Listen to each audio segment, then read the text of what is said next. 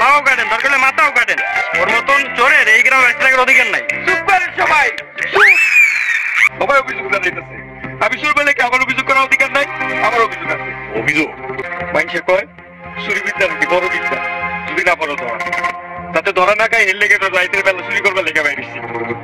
মাটি কেটে ঘরে ঢুকছি, আগের মুরব্বী শুনে যাক কত সুন্দর মাটি কেটে ঘরে ঢুকতো আর সুন্দর করে চুরি করে বাইরে যেত, কেউ টের পাইতো না। কিন্তু এখন কলিযুগ এসে পড়ছে, এখন রাইতে মানুষ ঘুমায় না, মোবাইল টিপে।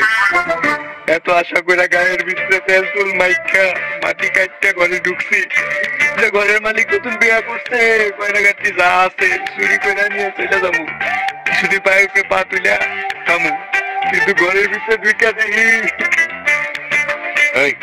কি ঘরে ঢুকে কি দেখছস? ঘরের ভিতরে ঢুকা দেখি নতুন জামাই মোবাইলে হেডফোন লাগায় রিলস দেয়, আর বউ ফেসবুকে গল্প করে। এই মোবাইলের যন্ত্রণায় আগের মতো চুরি করবে পারি না।